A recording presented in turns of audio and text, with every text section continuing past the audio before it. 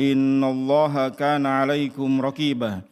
Ya ayyuhalladzina amanu taqullaha wa qulu qawlan sadida yuslih lakum a'malakum wa yaghfir lakum dzunubakum wa man yuti'illaha wa rasulahu faqad faza fawzan 'azima. Amma ba'd, fa inna asdaqal hadisi kitabullah wa khairul huda huda Muhammadin sallallahu alaihi wasallam wa syarrul umuri muhdatsatuha wa kullu muhdatsatin bid'ah wa kullu bid'atin dhalalah wa kullu dhalalatin finnar. Allahumma inna nas'aluka ilman nafi'a wa rizqan thayyiba wa amalan mutaqabbala. Allahumma anfa'na bima 'allamtana wa 'allimna ma yanfa'una wa zidna ilma. Alhamdulillah, kembali kita memuji dan bersyukur kepada Allah Subhanahu wa taala atas segala nikmat-nikmat yang Allah limpahkan kepada kita. Salam serta salawat untuk Nabi kita yang mulia Rasulullah sallallahu alaihi wasallam beserta keluarga, para sahabat serta seluruh pengikutnya. Alhamdulillah, kita akan melanjutkan hadis dalam kitab Riyadhus Shalihin. Kita masuk di hadis terakhir di bab yang pertama. Imam Nawawi membawakan hadis wa an Abi Abdurrahman Abdullah ibnu Umar ibnu Khattab radhiyallahu anhuma qala sami'tu Rasulullah sallallahu alaihi wasallam yaqul. Dari Abu Abdurrahman, kunyah dari Ibnu Umar, Abdullah bin Umar bin Al-Khattab radhiyallahu anhuma, semoga Allah meridhai keduanya. Ia berkata bahwa Rasulullah sallallahu alaihi wasallam bersabda, "In talaqa salasatu nafarin mimma kana qablakum hatta awahumul mabit ila gharin fadakhaluh." Dahulu, kata Nabi sallallahu alaihi wasallam, ada 3 orang yang hidup sebelum kalian. Mereka sedang melakukan perjalanan. Kemudian mereka menginap di sebuah gua. Mereka menginap di dalamnya, mabit. Kemudian mereka masuk ke dalamnya. Fanhadarat sakhratun minal jabal fasaddat alaihimul ghar. Tiba-tiba sebuah batu yang besar di atas bukit jatuh menggelinding kemudian menutupi pintu gua tersebut. Menutup rapat sehingga mereka tidak bisa keluar. Tidak ada celah untuk keluar. Faqalu, kemudian mereka mulai berdiskusi, apa yang harus mereka lakukan? Mereka mengatakan, innahu la yunjikum min hadhihi sakhrah illa an tad'uwallaha bisalih a'malikum. Sungguh tidak ada yang bisa menyelamatkan kita dari tempat tertutup ini, dari bahaya ini, kecuali kita memohon pada Allah, berdoa dengan amal masing-masing. Jadi mereka berdiskusi kemudian memutuskan mereka ingin memohon pada Allah lewat amal-amal soleh mereka agar Allah membukakan pintu gua tersebut. Kemudian mulailah mereka berdoa satu persatu. Qala rajulun minhum, kata Nabi sallallahu alaihi wasallam yang pertama berdoa, Allahumma kana li abawani saykhani kabiran. Ya Allah, aku memiliki orang tua yang sudah sepuh, yang sudah uzur. Wa kuntu la agbiqu qablahuma ahlan wala malan. Kebiasaanku, aku memerah susu, kemudian aku berikan pada keduanya sebelum aku berikan kepada keluargaku. Anakku, istriku, budak-budakku, baru aku berikan pada orang tuaku dulu, baru mereka. Itu kebiasaan orang yang pertama ini. Fana'abi talabus sajari yauman, falam urih alaihi mahatanaman. Suatu ketika, suatu hari, aku terlambat pulang karena mencari ranting-ranting, mencari pohon-pohon, hingga kemudian aku terlambat pulang sementara orang tuaku sudah tidur. Kebiasaannya sore sudah pulang. Ternyata suatu ketika orang pertama ini sampai jauh masuk ke hutan cari ranting-ranting pohon hingga kemudian kemalaman. Fahalabtu lahuma ghabuqahuma fawajadtuhuma naimin. Lalu aku pulang dan tetap aku memerah susu sebagaimana kebiasaanku memberikan minuman malam pada kedua orang tuaku, dan aku dapati mereka sedang tertidur. Fakarihtu an uqidhahuma, dan aku enggan untuk membangunkannya. Jadi orang tua yang sudah sepuh itu tertidur karena nunggu anaknya tidak pulang-pulang, sementara kebiasaan meminumkan susu itu sudah jadi kebiasaan si anak ini. Dan si anak ini enggan untuk membangunkan orang tuanya, kasihan, biarlah nanti bangun sak wayah-wayah. Wa an aqbiqa qabalahuma ahlan aw malan, dan aku juga tidak memberikan minum pada keluargaku sebelum kedua orang tuaku. Falabistu wal qadahu ala yadiyya antadhiru istiqadhahuma hatta barakal fajr. Kemudian aku tunggu kedua orang tuaku itu. Aku pegang gelas isinya susu tadi sampai mereka terbangun. Ditunggui, Pak. Orang tuanya tidur, mbok pilih nanti jam 1 bangun, jam 2 bangun, haus. Minuman sudah tersedia.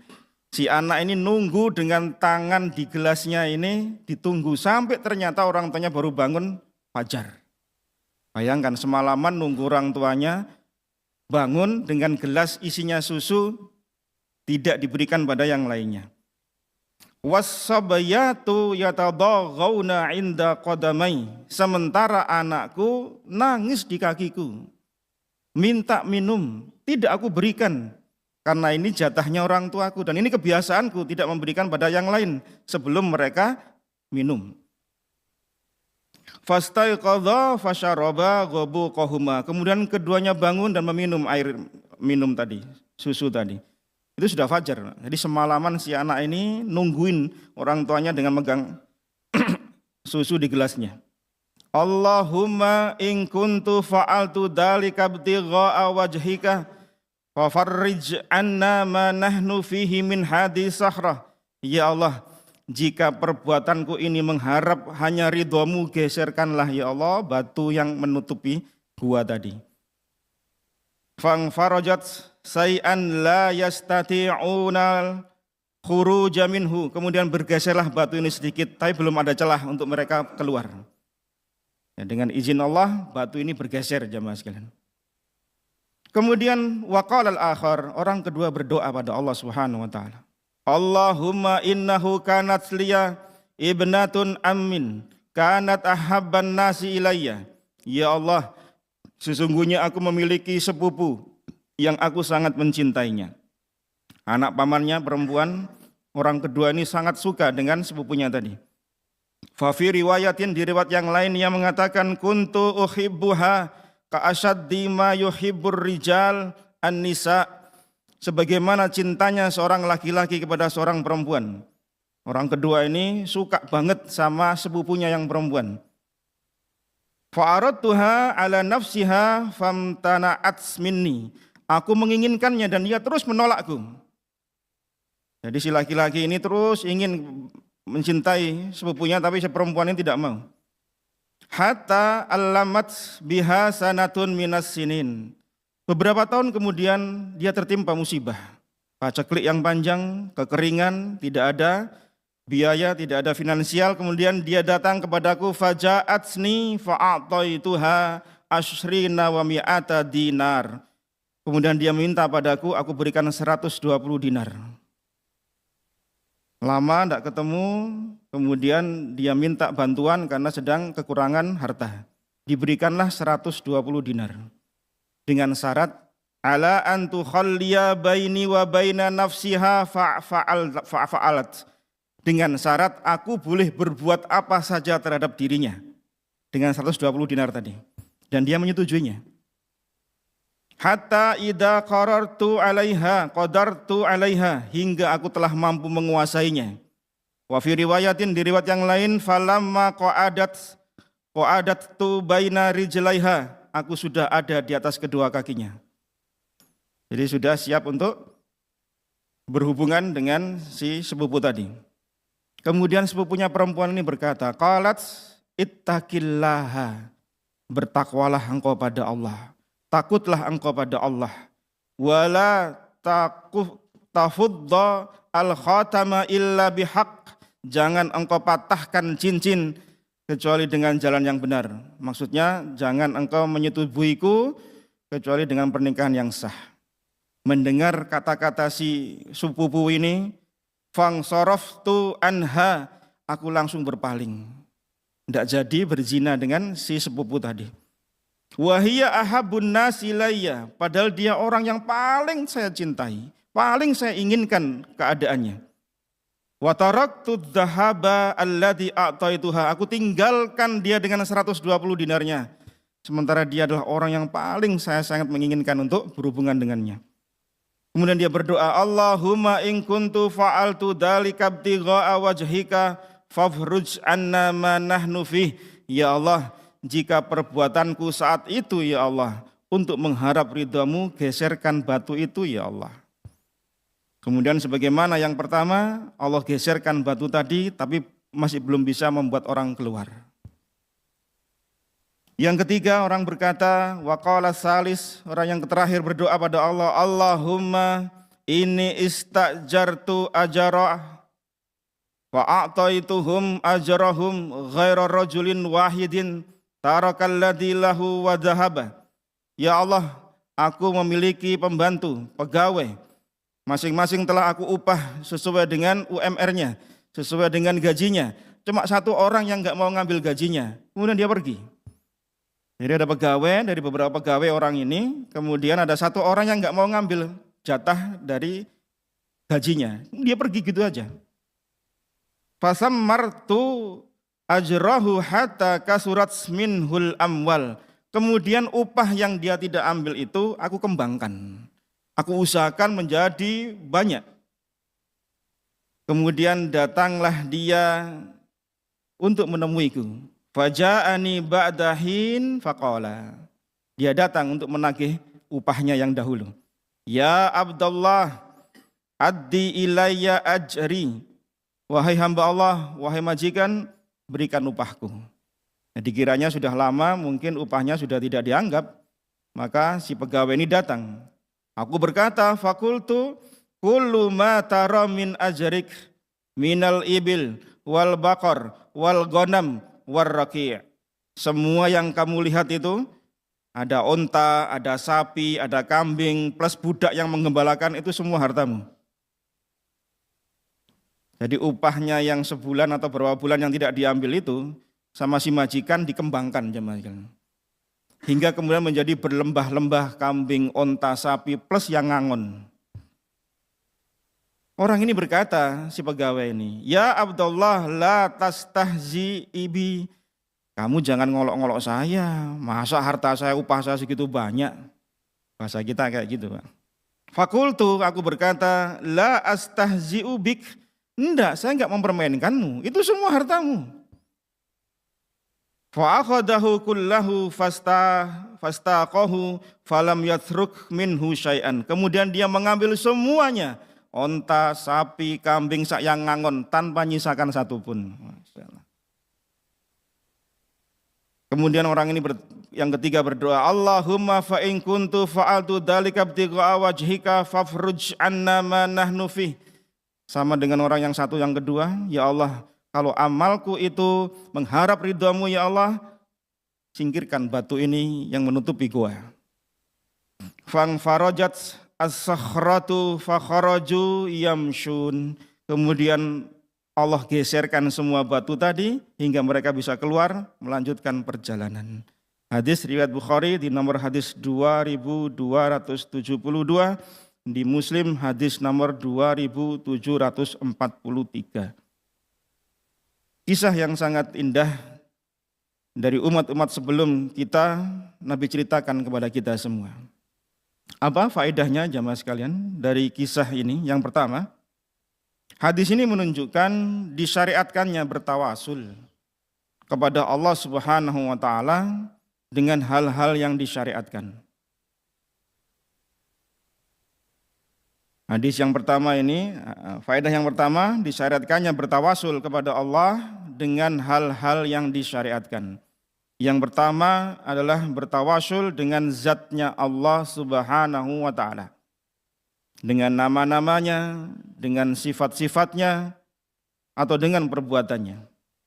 Sebagaimana Allah Subhanahu wa ta'ala berfirman di surah Al-A'raf ayat 180, Allah Ta'ala berfirman, walillahil asma'ul husna fad'uuhu biha. Dan Allah memiliki asmaul husna, nama-nama yang terbaik. Maka mohonlah kepadanya dengan menyebut asmaul husna. Maka ketika menyebutkan firman Allah Subhanahu wa taala ini, para ulama kemudian menerangkan bagaimana cara bertawasul dengan asmaul husna. Yang pertama adalah dengan menghafalnya. Yang kedua adalah dengan mengaplikasikan nilai-nilai dari asmaul husna tersebut. Kalau Allah Subhanahu wa taala Al-Ghafur, Maha mengampuni, maka jadilah hamba-hamba yang suka memaafkan. Kalau Allah memiliki sifat Ar-Rahim, Ar-Rahman, jadilah hamba-hamba yang penyayang, yang welas asih. Yang ketiga, kandungan dari ayat ini adalah ketika berdoa menyebut salah satu asmaul husna yang terkait dengan hajat kita. Maka ketika kita meminta Allah luaskan rezeki kita, maka sebutlah asmaul husna Allah Ar-Razzaq yang terkait dengan apa yang kita pinta mohon pada Allah Subhanahu wa taala, sebut asmaul husnanya apa, kemudian iringi dengan permintaan kita apa terkait dengan asmaul husna tadi. Itu penjelasan dari para ulama terkait dengan ayat ini. Nabi SAW juga mengatakan di sebuah hadis riwayat Imam Abu Dawud, di hadis nomor 1495,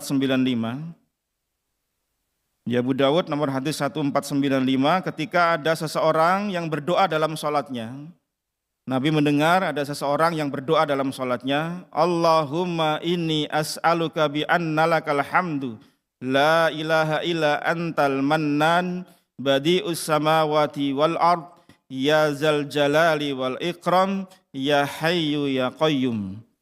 Ketika Nabi mendengar ada orang membaca doa ini di dalam sholatnya, maka beliau mengatakan, laqad da'allaha bismihil azim, alladzi idza du'iya bihi ajab, wa idza su'ila bihi a'ta. Sungguh engkau telah meminta kepada Allah dengan namanya yang paling agung, yang jika seseorang berdoa dengan doa tadi, pasti Allah kabulkan. Jika dia minta, pasti dipenuhi sama Allah dengan doa tadi. Ada di Abu Dawud nomor 1495. Nah, ini menunjukkan Bapak Ibu sekalian, berdoa dengan nama Allah Subhanahu wa taala salah satu sebab tawasul dengan doa itu diterima oleh Allah Subhanahu wa taala. Demikian juga dengan zikir pagi kita.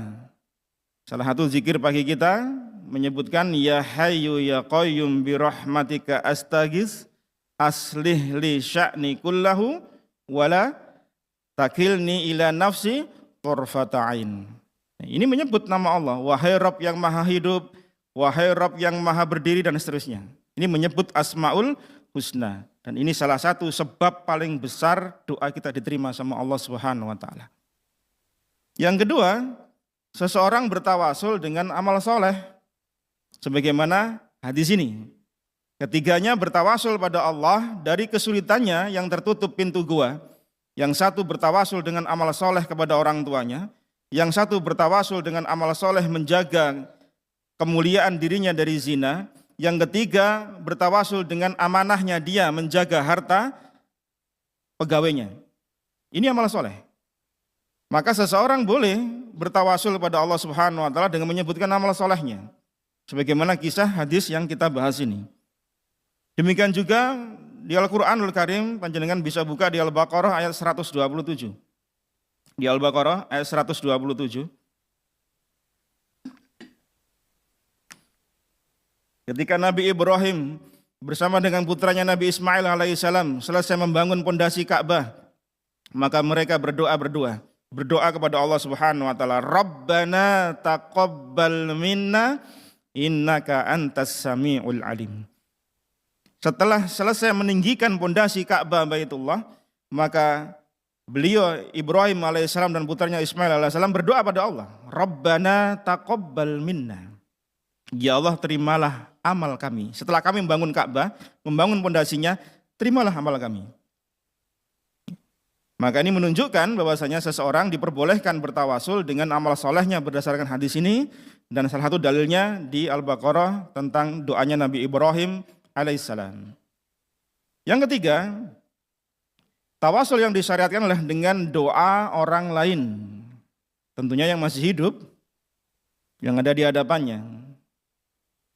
Dalilnya di surah Yusuf ayat 97. Di surah Yusuf ayat 97, salah satu dalil bolehnya bertawasul dengan doa orang lain yang masih hidup yang ada di hadapannya. Yang mengisahkan tentang anak-anak Nabi Yakub alaihissalam yang telah berbuat tidak baik pada Nabi Yusuf alaihissalam. Maka mereka berkata pada ayahnya, qalu ya abana astaghfir lana dzunubana inna kunna khati'in. Wahai ayah kami, mohonlah kepada Allah ampunan atas dosa-dosa kami. Sesungguhnya kami termasuk orang-orang yang bersalah. Anak-anak Nabi Yakub, saudara-saudara Nabi Yusuf alaihissalam mohon pada ayahnya Nabi Yakub agar mengampunkan dosa-dosa mereka kepada Allah. Berarti mereka minta pada Nabi Yakub alaihissalam yang ada di hadapannya, yang masih hidup, agar memintakan ampun pada Allah Subhanahu wa taala. Sering kan kita saling mendoakan ya, titip doa, apalagi ada saudara kita yang berangkat haji, ya itu boleh saja. Ya. Tapi yang sedang dikritisi oleh para ulama itu kalau kita ini minta doa ketika kita sudah memberikan sesuatu. Kan sering kita jumpai, ada orang habis sedekah misalnya, tolong doakan saya. Akhirnya Pak, yang dikasih sedekah itu agak pekewo kalau enggak berdoa. Karena sudah kadung ditodong soalnya.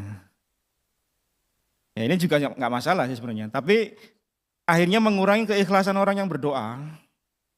Seolah-olah dia mendoakan orang lain itu karena ada timbal balik.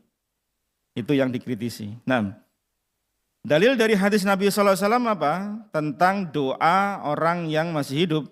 Yaitu kisahnya Ukasyah bin Mihsan radhiyallahu an. Ketika minta pada Rasulullah SAW, ya Rasulullah doakan aku termasuk golongan yang 70.000 orang masuk surga tanpa hisab, tanpa azab. Maka Nabi mengatakan engkau termasuk di dalamnya. Ini doa Nabi SAW.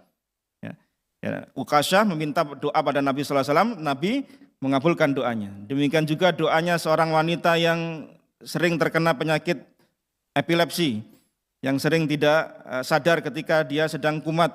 Maka Nabi menawarkan, kalau engkau mau aku berdoa pada Allah agar engkau disembuhkan matamu, atau kalau engkau mau engkau bersabar, maka akan mendapatkan pahala surga. Maka si wanita meminta pada Rasulullah, ya Rasulullah doakan aku sabar, tapi kalau aku sedang kumat tolong Allah jaga auratku. Karena kalau orang sedang penyakit ayan kan tidak tidak bisa ngontrol badannya. Ini perempuan soalnya. Nah, Nabi berdoa. Nah, seperti ini diperbolehkan jemaah. Nah, ini tawasul yang disyariatkan oleh agama kita. Nah, yang kedua, hadis ini memberikan faedah sebab dikabulkannya doa adalah berdoa dengan ikhlas dan mengingat Allah saat ketika ada kemudahan dan kebahagiaan. Hadis ini memberikan faedah pada kita, salah satu sebab diterimanya doa adalah ketika kita ikhlas dalam berdoa. Ketiga orang ini ketika melakukan amal tadi, berbuat baik pada orang tuanya, kan tidak ada yang lihat. Dia rela menjaga orang tuanya, susunya itu semalaman loh jemaah sekalian. Si pemuda dia tinggalkan wanita yang dia sukai padahal dia siap untuk menyetubuhinya. Bukan karena yang lain, tapi karena Allah Subhanahu wa taala, dan dia tidak dilihat oleh orang lain. Yang ketiga, si majikan amanah menjaga harta pegawainya. Dia tidak selewengkan, dia tidak gunakan untuk hal yang lain, justru malah dikembangkan. Ini menunjukkan bahwasanya keikhlasan seseorang dalam beramal salah satu poin paling besar doa kita diterima sama Allah. Plus ketika orang itu sering mengingat Allah saat sedang dalam kelapangan. Seringnya kita, Bapak Ibu sekalian, sebagian orang itu kalau sedang kepepet baru datang pada Allah. Tapi saat lapang, saat bahagia, lupa sama Allah. Gambaran realnya kita ini punya saudara. Tidak pernah datang ke rumah kita. Tahu-tahu datang Ya karena ada butuhnya saja, pinjam uang dan seterusnya. Tapi saat dia senang lupa sama kita. Gambarnya kayak gitu. Jangan sampai Allah itu kita jadikan yang terakhir ketika kita sedang dalam kesusahan. Jadikan Allah yang pertama ketika kita sedang bahagia dan sedang lapang. Karena kata Nabi SAW di Tirmizi hadis nomor 3382. Di Tirmizi nomor hadis 3382 dengan sanad sahih beliau dawuh, man sarrahu ayyastajiballahu lahu indas sidaid wal karbi falyuksirid du'a firraha. Barang siapa yang suka Allah kabulkan doanya ketika dia sedang susah dan menderita, maka hendaklah ia memperbanyak doa ketika ia sedang lapang. Kalau dia ingin Allah kabulkan doanya ketika dia sedang susah, sedang menderita, perbanyak doa, ingat Allah ketika kita sedang lapang. Maka Allah akan berikan kita kemudahan. Ingatlah hadis Nabi SAW yang lain di Tirmizi hadis nomor 2516. Di Tirmizi nomor hadis 2516. Ketika beliau memberikan nasihat kepada Ibnu Abbas radhiyallahu anhu. Salah satu petikan hadisnya adalah beliau mengatakan ta'arraf ilallahi firraha ya'rifuk fissidah. Kenali, ingatlah Allah saat engkau senang, pasti Allah akan ingat engkau ketika waktu sempitmu. Ingat kisahnya Nabi Yunus alaihissalam. Beliau ketika dalam kondisi marah meninggalkan kaumnya, kemudian beliau naik kapal dan ternyata kapalnya sedang kelebihan muatan. Kemudian diundilah, ternyata setiap kali diundi keluar nama Nabi Yunus untuk dikeluarkan dari kapal tadi. Allah kirim ikan yang sangat besar untuk menelan Nabi Yunus alaihissalam tanpa melukai tulangnya, tanpa melukai tubuhnya. Ditelan hidup-hidup.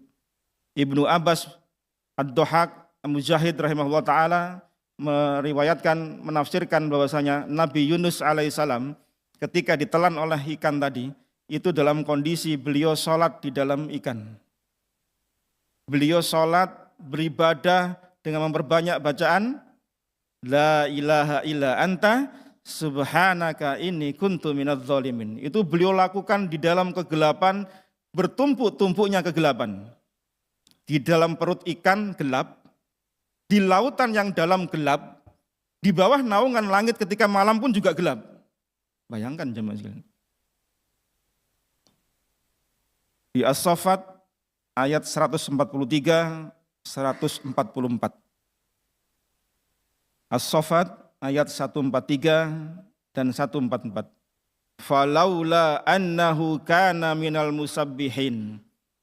Maka sekiranya kalau Nabi Yunus alaihissalam sebelum ketika masuk di dalam ikan tadi tidak termasuk orang yang banyak mengingat Allah, lalabisa fi batnihi ila yaumi yub'atsun.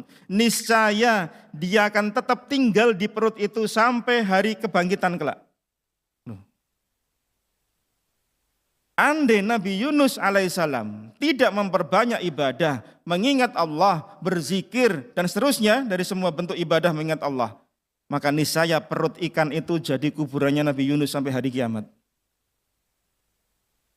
Tapi Allah berkehendak lain, memberikan pelajaran untuk kita. Kalau orang banyak mengingat Allah ketika sedang lapang, Allah akan berikan jalan keluar ketika dia sedang sempit. Dan sebagaimana kata Ibnu Abbas tadi, Nabi Yunus alaihissalam di dalam perut ikan tadi banyak berzikir pada Allah, sholat dan seterusnya. Kemudian Allah keluarkan Nabi Yunus alaihissalam bertemu dengan 1000 kaum, kemudian beliau berdakwah dan masuk Islam semua 1000 kaum tadi.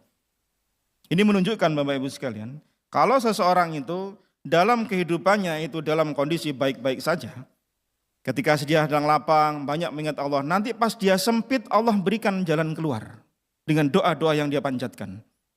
Lihatlah Fir'aun di surah Yunus ayat 91. Apa yang menjadi kesudahan Fir'aun? Ketika dalam masa hidupnya, masa jayanya dia banyak berbuat zalim, menyekutukan Allah, bahkan mengaku sebagai Rabbul Alamin, Rob yang paling tinggi, bahkan menantang untuk melihat Tuhannya Musa alaihissalam dengan membangun bangunan yang tinggi menjulang ke langit. Maka Allah Subhanahu wa taala ketika menenggelamkan Firaun di Laut Merah dan Firaun mengatakan al-an, kemudian dia beriman pada Allah. Jadi ketika tenggelam, ketika sudah nazak, Firaun itu beriman pada Allah. Maka apa kata Allah? Al-an wa qad asaita qabl. Apakah sekarang kamu baru percaya? Padahal sebelum itu engkau durhaka. Jadi ketika lapang, Fir'aun tidak banyak mengingat Allah. Ketika dia sempit minta iman pada Allah, ya terlambat kan. Ini gambaran zaman. Bagaimana kisah Nabi Yunus, kisahnya Fir'aun, ini pelajaran untuk kita. Nah, maka Bapak Ibu sekalian yang dimuliakan Allah Subhanahu wa taala, ketika kita sedang lapang, banyaklah mengingat Allah Subhanahu wa taala. Sebagian adik-adik kita, anak-anak kita, itu rajin ibadah. Karena sudah mau menjelang ujian semester. Saya teringat dulu ada tetangga dulu. Lama enggak ke masjid, Pak. Ya, jauh di bawah saya ya. Saya panggil Dik gitu. Lama enggak ke masjid. Terus kemudian suatu saat dia rajin ke masjid. 5 waktu. 5 waktu. Datang lebih awal lagi daripada muazzinnya. Saya kemudian memuji dirinya. Alhamdulillah rajin ke masjid. Mudah-mudahan istiqomah. Lama kemudian enggak kelihatan lagi. Ada apa gitu. Ternyata dalam rentang waktu dia ke masjid itu sedang ikut ujian masuk PNS. Kok lama enggak kelihatan, ternyata terisa kabar enggak keterima. Aduh, berarti selama ini dia, ya gitulah. Banyak baca ayat kursi, nanti sudah dapat kursi lupa ayatnya. Itulah Bapak Ibu sekalian, sebagian kita itu ketika sedang susah, sedang menderita, dekat sama Allah. Dia lupa ketika sedang lapang, kenapa enggak ingat sama Allah. Maka nasihatnya adalah di poin kedua ini, perbanyaklah kita melakukan amal soleh saat kita lapang. Sedekah misalnya, tidak usah banyak-banyak kalau memang itu kita ada kemampuan rezeki. Karena ciri orang beriman, orang bertakwa apa? Alladzina yunfiquna fis-sarra wad-dharra. Dia berinfak, bersedekah saat lapang dan saat sempit. Jadi spiritnya orang-orang yang bertakwa, dia tetap sedekah. Walaupun mungkin nilai nominalnya akan berubah, akan berkurang seiring dengan kekuatan finansialnya. Tetapi semangat sedekah harus tetap ada. Nanti Allah akan mudahkan dirinya ketika dia dalam kesempitan. Sering baca Al-Quran, begitu seterusnya. Insya Allah saat kita sedang sempit, sedang mendapatkan musibah, Allah akan berikan jalan keluar. Dengan doa-doa yang kita panjatkan. Ini spirit di poin yang kedua. Yang ketiga, hadis ini memberikan faedah adanya keutamaan berbakti kepada kedua orang tua dan adanya pengutamaan atas anak dan istrinya. Karena kalau orang laki-laki itu, Bapak Ibu sekalian, maka dia milik orang tuanya sampai kapanpun, berbaktinya sama bapak ibunya tetap. Sementara seorang istri kemudian berpindah baktinya kepada suaminya. Walaupun ketika dia berbuat baik pada orang tuanya, ya jangan dilarang gitu. Laki-laki yang soleh tidak akan menghalangi istrinya untuk berbuat baik pada kedua orang tuanya dan kerabat-kerabatnya. Karena Bapak Ibu sekalian, berbakti kepada orang tua itu butuh perjuangan. Butuh effort yang luar biasa. Tidak semudah kita mengatakan berbakti pada orang tua, enggak. Butuh perjuangan yang besar. Di saat kita sudah berkeluarga, memiliki kegiatan sendiri, memiliki keluarga sendiri, memiliki pekerjaan sendiri, kita harus menyisihkan waktu untuk apa? Berbakti pada orang tua. Itu bukan perkara ringan. Maka ketika ada seseorang yang datang pada Rasulullah ingin izin ikut jihad, maka Nabi berkata, apakah orang tuamu masih ada? Ada ya Rasulullah. Pulanglah, berjihadlah bersama orang tuamu. Maksudnya suruh berbakti pada orang tua. Hadis yang lain datang, ya Rasulullah, aku tinggalkan orang tuaku sedang menangis karena tidak mengizinkan aku berjihad bersamamu. Maka Rasulullah mengatakan, pulanglah, buatlah orang tuamu bergembira sebagaimana tadi engkau datang membuat orang tuamu menangis. Karena apa? Berbakti pada orang tua itu effortnya luar biasa. Maka diberikanlah keutamaan-keutamaan Bapak Ibu sekalian. Di antara keutamaan berbakti pada orang tua, dikabulkannya doa si anak. Berdasarkan hadis tadi. Kalau orang berbakti pada orang tua, insya Allah segala doanya akan dikabulkan oleh Allah Subhanahu wa Ta'ala. Yang kedua, berbakti kepada orang tua menjadi sebab dihapuskannya dosa besar. Dosa besar seseorang itu bisa dihapus dengan berbakti kepada orang tua. Dalilnya apa? Ada di Tirmizi, nomor hadis 1904. Di Tirmizi, hadis nomor 1904 dengan sanad sahih. Anna rajulan atan nabiyya sallallahu alaihi wasallam faqal. Datang seorang laki-laki pada Rasulullah sallallahu alaihi wasallam, ia berkata, "Ya Rasulullah, inni asabtu danban aziman fahal li taubatun?" Ya Rasulullah, aku telah melakukan dosa yang besar. Apakah ada taubat untukku? Maka Rasulullah dawuh, qala hallaka min ummi, apakah engkau punya ibu? Langsung Nabi mengarahkan ibu. Ya, artinya dia suruh berbakti sama orang tuanya, pada ibunya. Qala, orang ini mengatakan, la, saya tidak punya ibu, sudah meninggal. Qala hallaka min khalatin, apakah engkau punya bibi? Saudari dari ibumu, bule atau budemu? Qala na'am, punya ya Rasulullah. Maka apa kata Nabi SAW? Fabirroha, berbaktilah kepadanya. Dari hadis ini kemudian diambil istimbat, bibi itu bisa menggantikan peran ibu ketika kita sedang dalam kondisi yang seperti tadi. Artinya ketika seseorang tadi berbuat dosa besar, Nabi mengatakan berbaktilah kepada ibumu. Ya, ibunya enggak ada, karena sudah meninggal. Punya bibi enggak? Ada, berbaktilah sama bibimu. Nah, ini menunjukkan bahwasanya berbakti kepada orang tua bisa menghapus dosa besar. Tidak disebutkan dosa besar apa yang dilakukan orang tadi. Yang ketiga, di antara keutamaan berbakti pada orang tua menjadi sebab keberkahan dan bertambahnya rezeki. Sebab bertambah dan berkahnya rezeki. Berdasarkan hadis di Musnad Imam Ahmad, hadis nomor 12128. Man ahabba ayyumaddalahu fi umuri wa an yuzadalahu fi rizki. Barang siapa yang ingin dipanjangkan umurnya, ditambahkan rezekinya, fal yatabarra walidaih, maka hendaklah ia berbakti kepada kedua orang tuanya. Wal yasil rahimah, dan dia menyambung tali silaturahim. Barang siapa ingin ditambahkan rezeki, dipanjangkan umurnya, bakti sama orang tua, maka insya Allah Allah akan tambahkan rezeki kita. Dan kita insya Allah yakin dengan perkara-perkara ini.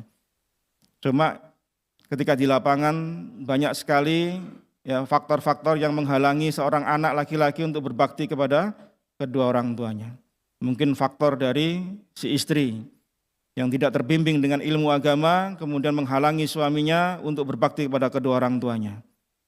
Banyak Bapak Ibu sekalian, hingga kemudian sampai ada anekdot kumpulan suami-suami. Nah, karena mau infak aja harus izin ACC sama istri dulu. Karena kalau sudah uang itu masuk ke kas negara, ACC-nya keluarnya sulit. Harus rapat kabinet terbatas dulu. Nah, yang keempat, hadis ini memberikan faedah untuk menjaga kesucian dan menahan diri dari hal-hal yang diharamkan oleh Allah. Kisah seorang yang ingin menzinai sepupunya tadi, ini faedah bahwasanya seseorang yang bisa menahan dirinya dari hal-hal yang Allah haramkan, maka dia akan mendapatkan kemuliaan. Dan sebab itu menjadikan dirinya nanti dinaungi di bawah arsy-Nya Allah Subhanahu wa Ta'ala. Hadis tentang 7 golongan yang dinaungi oleh Allah di hari tidak ada naungan kecuali naungan dari Allah Subhanahu wa Ta'ala di Bukhari, hadis nomor 1423, di Muslim hadis nomor 1031. Insyaallah panjenengan sudah familiar dengan hadis ini. Sab'atun yudhilluhumullahu ta'ala fi dhillihi yauma la dhilla illa dhilluh. Ada 7 golongan yang akan diberi naungan Allah di saat hari itu tidak ada naungan kecuali naungan dari Allah Subhanahu wa taala. Di riwayat yang lain dinaungi oleh arsy-Nya Allah Subhanahu wa taala. Ada 7 golongan. Yang pertama adalah imamun adil, pemimpin yang adil. Menjadi pemimpin yang adil itu berat Bapak Ibu sekalian. Tidak semudah teorinya, prakteknya sangat sulit. Maka ketika ada seorang pemimpin bisa adil, dia diberi prioritas pertama, disebutkan di hadis yang pertama. Kenapa? Karena adilnya pemimpin, kesejahteraan untuk umat. Maka ketika Sufyan Ats-Tsauri ditanya oleh seseorang, wahai imam, kalau engkau memiliki sebuah doa, yang doa itu mustajabah, diterima sama Allah, dikabulkan, apa doa yang anda panjatkan? Aku berdoa untuk pemimpinku agar dia diberi oleh Allah hidayah, taufik, kebaikan. Mengapa anda tidak berdoa untuk diri anda, keluarga anda? Apa kata Imam Sufyan Ats-Tsauri? Kalau pemimpin itu baik, maka yang di bawahnya juga akan baik. Lihat kefakihan beliau rahimahullah ta'ala, bagaimana seorang pemimpin bisa menjadi suri tauladan bagi rakyatnya. Tapi kalau dirinya berdoa, ya untuk dirinya saja, untuk keluarganya saja. Nah, maka ketika ada pemimpin yang adil, dia di bawah naungannya Allah Subhanahu wa taala. Yang kedua, wasyabbun nas'a fi ibadatillah. Seorang pemuda yang tumbuh kembangnya di bawah ketaatan pada Allah Subhanahu wa taala. Mengapa Nabi menyebut pemuda khusus? Karena pemuda itu ya urufnya sulit jemaah sekalian. Di tengah gejolak jiwanya, tenaganya yang masih berlipat-lipat dibanding yang sudah sepuh, kemudian dia terus terbimbing di jalannya Allah. Ini bukan perkara ringan. Maka diberilah kekhususan pemuda yang tumbuh kembangnya di bawah ketaatan pada Allah Subhanahu wa taala. Dia nanti di bawah arsy-Nya Allah Subhanahu wa taala. Yang ketiga, warajulun qalbuhu mu'allaqun fil masajid. Seseorang yang hatinya terpaut terus dengan masjid. Bukan berarti diam terus di masjid, enggak. Tapi dia senantiasa memakmurkan masjid, teringat, ya kemudian datang sholat berjamaah dan seterusnya. Ini semua mu'allaqun. Kemudian warajulan tahabba fillah ijtama alaihi wa tafarraqa alaihi. 2 orang yang bertemu karena Allah, berpisah pun karena Allah.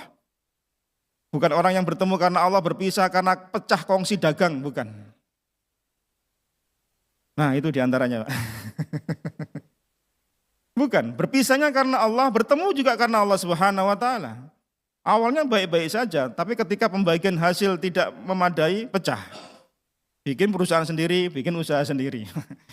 Nah, ini tidak benar. Maka berpisahlah karena Allah, bertemunya juga karena Allah Subhanahu wa taala. Insyaallah bagian dari yang dinaungi oleh Allah Subhanahu wa taala. Kemudian berikutnya warajulun da'athu imra'atun datu mansibin wa jamalin faqala inni akhafullah. Ini poinnya. Seseorang diajak oleh seorang wanita yang berpengaruh, cantik lagi, Pak. Dia mengatakan ini akhafullah, aku takut pada Allah. Kisah yang paling real adalah kisahnya Nabi Yusuf alaihissalam. Kalau yang ngajak niku tidak punya jabatan, yang ngajak wanitanya itu enggak jamalin gitu ya, enggak cantik. Terus orang mengatakan, enggak, aku takut sama Allah. Itu kayaknya memang logika, Pak, itu. Ini yang ngajak berpengaruh, cantik lagi. Terus dia, enggak mau saya. Masya Allah nih. Kalau yang ngajak enggak menarik kan orang, ya aku enggak gelem, hancurnya enggak menarik ya, Pak. Enggak punya jabatan lagi. Apa tekanan dia apa kan enggak ada pressernya.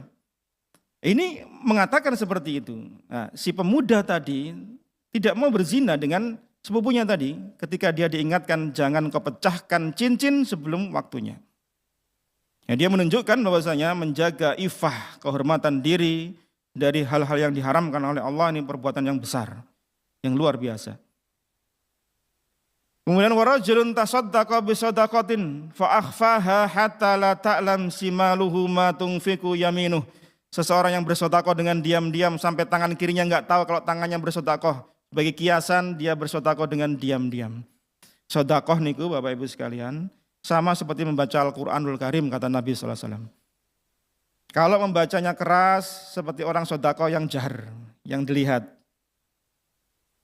Kalau membaca Al-Quran pelansir seperti orang sedekah diam-diam.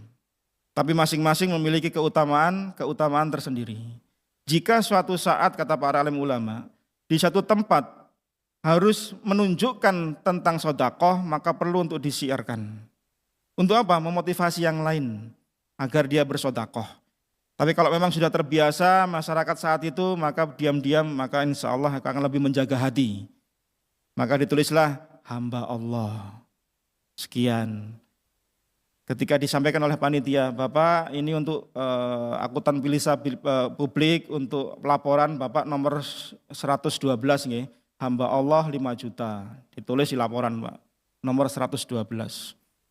Dipampang, entah di media, entah di laporan lembaga, yayasan, masjid, kemudian dia bilang sama temannya, sing nomor 112 itu aku. Nah, panitianya sudah bilang Bapak itu hamba Allah, sudah diem aja, dia sudah sir Pak. Nah kok tahu nomor 112 katanya panitia 112, jadi dia bilang sama temannya, itu nomorku itu. Nah, bisa hancur Pak pahala ini caranya ini Pak. Hati-hati ya. Setan tuh paling pinter membujuki kita itu soalnya ya. Pinter membolak-balikkan hati kita. Nah, kemudian yang terakhir rajulun dzakarallahu khalian fafadat ainahu, seseorang yang berdiam kemudian mengingat Allah, air matanya menangis, meneteskan air mata. Ada 2 air mata yang tidak akan dihisap oleh Allah, tidak akan disentuh oleh api neraka. Yaitu seseorang yang menyendiri kemudian mengingat Allah, takut pada Allah, dia menangis. Yang kedua, mata yang melean untuk berjaga-jaga di garis perbatasan musuh, ribat. Itu mata yang tidak akan disentuh oleh api neraka. Ya. Maka mudah-mudahan ini menjadi pengingat untuk kita semuanya. Nah, yang kelima, hadis ini memberikan keutamaan untuk menepati janji dan menjaga amanah. Si majikan tadi menjaga amanah, gajinya pegawainya tidak dia selewengkan, bahkan dikembangkan menjadi harta yang melimpah ruah dan dikembalikan. Karena Allah Subhanahu wa taala berfirman di surah An-Nisa ayat 58, An-Nisa 58, Allah berfirman, "Innallaha ya'murukum an tu'addul amanat ila ahliha." Sesungguhnya Allah memerintahkan kalian menyampaikan amanah kepada yang berhak menerimanya. Amanah wajib untuk ditunaikan. Dan Nabi SAW bersabda di Abu Dawud nomor 3535. Di Abu Dawud nomor 3535 beliau bersabda, adil amanah ila manitamanak. Tunaikan amanah kepada orang yang menitipkan amanah kepadamu. Diberi jabatan amanah, tunaikan. Diberi tugas tanggung jawab ini, itu tunaikan, karena ini amanah. Karena kalau seseorang mengkhianati amanah, maka kelak di yaumul kiamah Allah akan nampakkan orang-orang yang tidak menunaikan amanah. Di Bukhari hadis nomor 6177. Di Bukhari hadis nomor 6177. Di Muslim hadis nomor 1735. Dari Ibnu Mas'ud, dari Ibnu Umar, dari Anas radhiyallahu anhu, mereka berkata, Rasulullah sallallahu alaihi wasallam bersabda, likulli ghadirin liwaun yaumal qiyamah. Setiap pengkhianat yang tidak amanah kelak di hari kiamat akan ditancapkan bendera pengkhianatan. Kemudian dikatakan, hadihi ghadratun fulan. Ini pengkhianatan si fulan, disebut namanya. Di hadis yang lain disebutkan di Muslim nomor 1738, besarnya bendera itu sesuai dengan besarnya ketidakαμanahannya. Semakin besar tidak amanah, benderanya semakin gede, Pak. Dan itu dilihat semua orang di padang mahsyar. Loh, iki lho pengkhianat. Loh, iki lho wong sing enggak amanah. Jadi orang enggak amanah itu berat, Pak. Maka kalau seseorang diberi tampuk jabatan apapun, dia seharusnya banyak istighfar pada Allah. Karena amanah. Karena kalau tidak amanah, Allah akan tancapkan, di pantatnya, bendera, tulisannya pengkhianatan orang tadi, si fulan disebut namanya. Dan semakin besar pengkhianatan atas amanah, semakin besar pula bendera yang berkibar di badannya. Semua orang sak padang mahsyar lihat, Pak. Karena nanti ketika bangkit di hari kiamat, ada 3 kelompok. Orang-orang kafir, orang-orang mukmin yang berbuat dosa, dan orang-orang bertakwa. Masing-masing ketika dibangkitkan di padang mahsyar itu dengan kondisi yang berbeda-beda.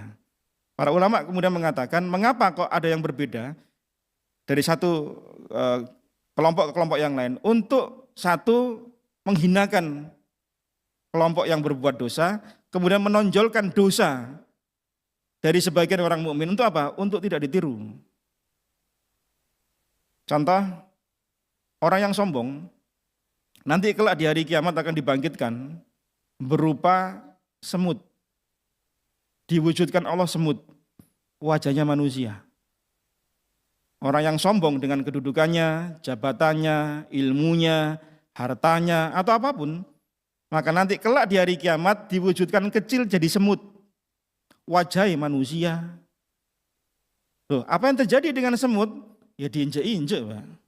Dihinakan sama orang. Mungkin kita di dunia aja gak ngereken semut kok. Itulah keadaan orang yang sombong kelak di hari kiamat. Dibentukkan wajah, dirupakan semut, wajahnya wajah dia. Agar orang tahu, iki lho wong sing sombong biyen, sombong dengan ilmunya, jabatannya, kedudukannya, hartanya, apapun dia, ketampanannya, kecantikannya. Sebagai bentuk apa? Sebagai bentuk penghinaan. Nah, pengkhianat yang tidak amanah pun juga demikian. Diberikan bendera. Ini loh bendera pengkhianatan si fulan, disebut namanya oleh Allah Subhanahu wa taala. Maka bertakwalah pada Allah Subhanahu wa taala bagi siapa saja yang mendapatkan jabatan amanah apapun bentuk amanahnya, mau yang kecil mau yang besar. Semua harus kita pertanggungjawabkan di hadapan Allah. Yang keenam, hadis ini memberikan faedah adanya penetapan karomah atau kemuliaan bagi wali Allah Subhanahu wa taala. Allah memberikan karomah, batu ini bisa bergeser. Dan wali Allah itu siapa? Di Al-Anfal ayat 34. Di Al-Anfal ayat 34 Allah menyebutkan definisi orang yang disebut wali Allah. Makanu auliya'ahu in auliya'uhu illal muttaqun walakinna aktsarahum la ya'lamun. Dan mereka orang-orang musyrik bukan wali-wali Allah. Yang disebut wali Allah itu orang yang bertakwa. Jadi siapapun yang bertakwa tentu beriman, maka dia bisa menjadi wali Allah. Oh, saya sudah jadi wali ya Ustaz. Wali apa? Wali murid, Pak. Minimal kita semua jadi wali murid. Pas rapotan lah, sering rapotan ini. Syekh Fauzan hafizahullah taala, beliau menjelaskan tentang karomah. Wa min usuli ahli sunnati wal jamaah. Di antara akidah ahli sunnah wal jamaah, at-tasdiqu bi karamatil auliya. Meyakini, membenarkan adanya karomah dari wali. Dan itu tidak diingkari. Ahli sunnah wal jamaah tidak mengingkari karomah. Tapi tidak kemudian orang sedikit-sedikit karomah gitu ya. Kan sering kita mendengar orang kemudian menyebut karomah. Sementara amaliyahnya tidak sesuai dengan Quran dan Sunnah. Maka Ibnu Taimiyah rahimahullah ta'ala beliau memberikan statement yang sangat menarik. Beliau mengatakan di Majmu' Fatawanya, a'dzamul karomah luzumul istiqomah. Karomah yang paling agung bukan kita bisa terbang di atas awan, bukan berjalan di atas air, tidak mempan dibacok, terlihat di 2 tempat pada waktu yang bersamaan, bukan. Tapi luzumul istiqomah, engkau menetapi keistiqomahan di jalan Allah, itu karomah yang paling agung. Maka tidak serta-merta kemudian orang terlihat ada kelebihan kemudian karomah wali. Sekarang orang muda-mudanya menyebut wali gitu. Padahal syaratnya apa? Beriman dan bertakwa pada Allah Subhanahu wa taala. Maka bisa saja disebutkan, Bapak Ibu sekalian, para ulama memberikan faedah pada kita. Karomah di masa para sahabat itu sangat sedikit. Tapi karomah di masa setelah para sahabat itu banyak dijumpai. Ya, sangat sedikit di masa para sahabat. Tapi di masa setelah para sahabat itu banyak dijumpai karomah-karomah. Ada sebuah buku pernah menceritakan tentang beberapa karomah wali-wali Allah, orang-orang soleh. Saya lupa nama ulamanya. Itu ulamanya sedang tidur di sebuah kebun. Kemudian ada ular mendekati dirinya, kemudian ular itu ngambil sebatang daun. Apa yang dilakukan si ular? Si ular ini kayak ngipasi si ulama yang tidur tadi, supaya nggak keganggu sama lalat, sama nyamuk itu. Dan kisah-kisah seperti itu banyak setelah di masa para sahabat. Ya. Karena apa? Karomah ini sebuah hal yang di luar kebiasaan untuk mengokohkan iman seseorang, untuk memuliakan seseorang, tapi tidak bisa diulang dan tidak bisa dipelajari. Karena bukan ilmu pelajaran soalnya karomah itu, beda dengan sihir. Maka Ibnu Taimiyah kan membuat sebuah kitab perbedaan aulia Allah dan aulia syaitan. Itu diantaranya beliau membedakan tentang karomah dengan sihir-sihir itu dibedakan. Karena sihir bisa dipelajari, karomah tidak bisa dipelajari dan tidak bisa diulang. Kalau habis ini, hari ini dia terselamatkan dari mara bahaya, belum tentu esok hari dia selamat dengan hal yang sama. Karena nggak bisa diulang. Itu perbedaan di antara karomah. Yang ketujuh, hadis ini memberikan faedah menjelaskan tentang kekuasaan Allah Subhanahu wa taala. Allah mampu memindahkan batu yang besar sementara tidak ada kekuatan daya tiga orang ini untuk mengeluarkan batu tadi dari gua. Innallaha ala kulli syai'in qadir. Allah Maha berkuasa atas segala sesuatu. Ini kekuasaan Allah Subhanahu wa taala. Yang kedelapan, hadis ini memberikan faedah Allah Maha mendengar doa hamba-hambanya. Salah satu sifat Allah Subhanahu wa taala As-Sami'. Allah Maha mendengar. Makna As-Sami' itu dua, kata para alim ulama. Yang pertama adalah Allah Maha mendengar semua suara, baik yang jahar maupun yang sir. Yang sembunyi-sembunyi, yang nampak, dengan bahasa apapun Allah Maha mendengar. Yang kedua, maknanya As-Sami' adalah Allah mengabulkan doa. Maka kalau kita jumpai ada kalimat-kalimat di dalam Al-Quranul Karim tentang doa, maka sesungguhnya Allah Subhanahu wa taala Maha mengabulkan doa. Itu maknanya. Maka lihatlah 3 orang tadi berdoa dalam kondisi genting, Allah kabulkan doa mereka. Maka jangan pernah berhenti berdoa kepada Allah Subhanahu wa taala. Karena kata Nabi SAW, seseorang kalau berdoa akan ada 1 di antara 3 yang dia dapat. Napa yang pertama? Allah akan kabulkan segera di dunia. Entah untuk dirinya, entah untuk ahlinya, atau generasi yang setelahnya. Yang penting dapat di dunia. Boleh jadi panjenengan berdoa sudah lama, ternyata enggak dikabulkan, dapatnya untuk anak cucu kita. Boleh jadi Bapak Ibu sekalian panjenengan rawuh pengaosan kok mudah, boleh jadi doa dari mbah-mbah kita dahulu. Agar anak cucunya diberikan anak-anak yang soleh dan soleha. Dikabulkan untuk kita. Yang kedua, Allah akan palingkan kita dari mara bahaya yang sepadan dengan kandungan doa yang kita panjatkan. Kita enggak diberi oleh Allah apa yang kita pinta, tapi suatu saat Allah palingkan kita dari mara bahaya. Atau yang ketiga, kalau enggak dapat 1, 2, enggak dapat pengabulan di dunia, tidak dipalingkan dari mara bahaya, kita dapatkan nanti kelak sebagai timbangan atau timbunan pahala di yaumul kiamah. Hingga seseorang merasa heran, loh pahala dari mana ini? Kok banyak sekali? Yaitu doamu yang tidak dikabulkan di dunia. Dari 3 keadaan ini, malaskah kita berdoa? Kita sering mengatakan, ya Allah, aku seprono seprene, ya Allah, kok mboten panjenengan kabulkan.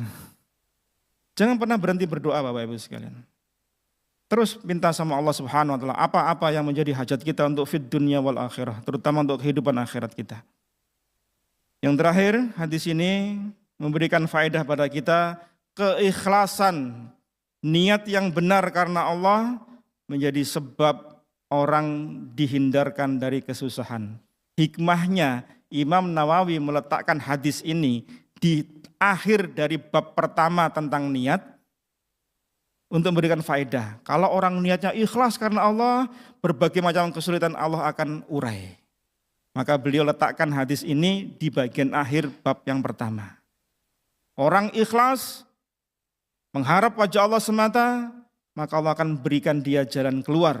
Allah akan berikan dia kemudahan dari kesulitannya dan seterusnya. Sehingga closing dari bab pertama ini, Imam Nawawi tutup dengan kisah 3 orang yang ikhlas berdoa mengharap agar kesulitannya tertutup di gua dikeluarkan oleh Allah Subhanahu wa taala. Ini akhir dari bab yang pertama, mudah-mudahan memberikan faedah kepada kita semua, menjadi ilmu yang nafi' fid dunya wal akhirah. Amin amin ya rabbal alamin. Demikian Bapak Ibu sekalian, akhir dari bab yang pertama di kitab Riyadhus Shalihin. Insyaallah kita akan lanjutkan pada bab yang kedua di waktu yang akan datang. Allahu a'lam bissawab. Saya tutup dengan doa, atau ada yang bertanya? Biasanya sebelah sisi kanan saya, Pak, biasanya.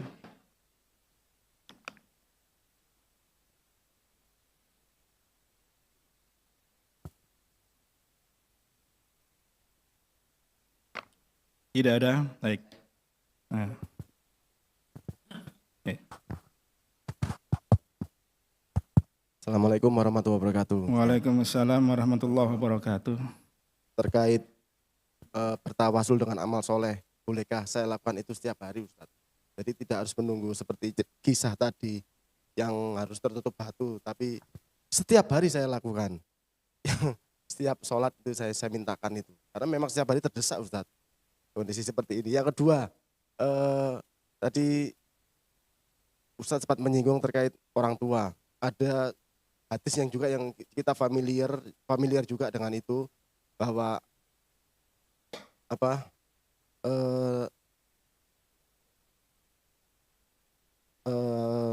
salah satu amalan yang adalah doa orang tua, adalah doa anak yang soleh. Oh.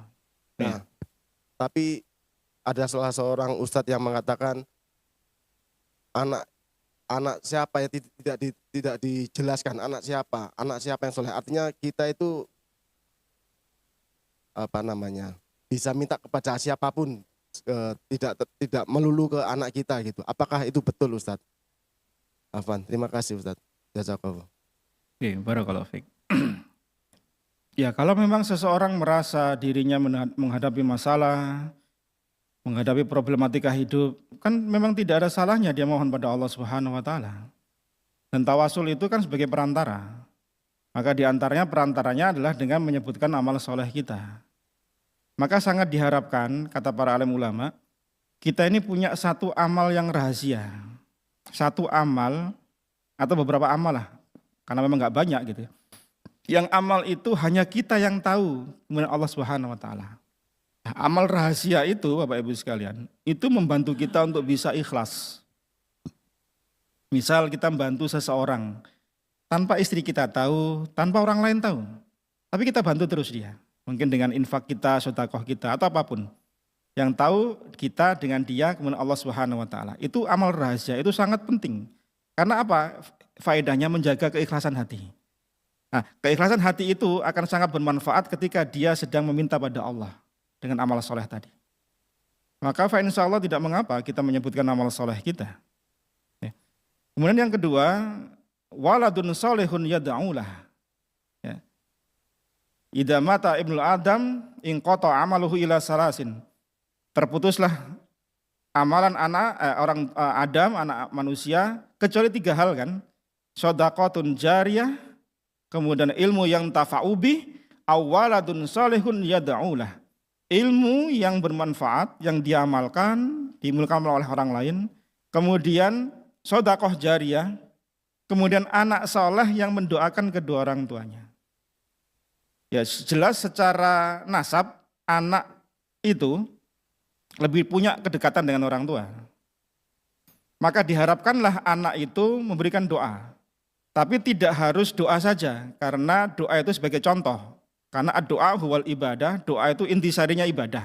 Maka amal apapun anak akan terikat dengan orang tuanya. Seseorang kata Nabi akan mendapatkan apa yang dia usahakan. Anak termasuk bagian dari usahanya orang tua.